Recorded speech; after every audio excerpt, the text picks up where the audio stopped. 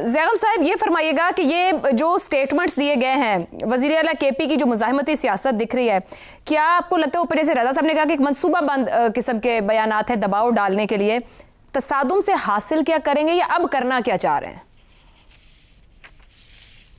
एक तो ऐसा शायद आपको याद होगा या शायद भूल गया होगा कि 2014 के धरने में कफन भी लाए गए थे। बिल्कुल, कब्रें भी खोदी गई थी, याद है सर, कवर किया था उसको पूरा। कब्रें भी खोदी गई थी, आपको याद है? बिल्कुल, तो वो भी अभी चल रहा है और उसका तो उस वक्त तो फायदा हुआ था, अब लगता है नुकसान हो रहा है।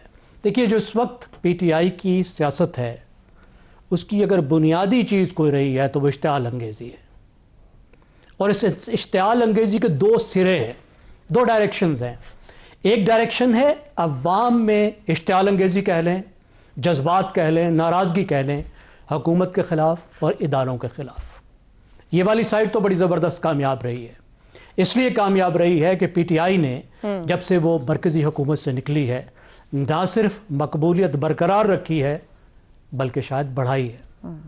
और एक दूसरी साइड है, वो है कि इसी के साथ, इसी की वजह से पीटीआई ने मुखालिफ सियासी जमातों को, हुकूमत को और रियासती इदारों को वो इश्तिआल अंगेज़ी दिलाई है जिसकी वजह से उन सबको अपने ख़िलाफ़ इकट्ठा कर दिया है और अपने लिए मुश्किल बना दी है।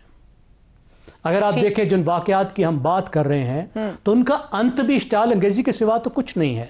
सही। 9 मई से क्या निकला सिवाय इश्तिआल अंगेज़ी के, इस दोनों तरफ वाली इश्तिआल अंगेज़ी के? 26 नवंबर से क्या निकला? कुछ भी नहीं सिवाय इश्तिआल अंगेज़ी के। तो ये इश्तिआल अंगेज़ी एक साइड पर बड़ी कामयाब स्ट्रेटजी है क्योंकि हम एज ऑफ एंगर में रह रहे हैं।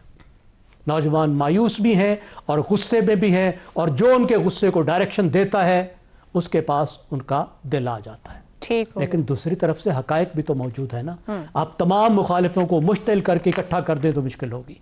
अब इस वक्त ये है कि इस आग को जो अभी अभी भड़कने लगी है इन ट्वीटों वगैरह की वजह से, बैरिस्टर गौहर जैसे लोग उसको बुझाने की कोशिश कर रहे हैं ताकि मामला आगे की तरफ बढ़े।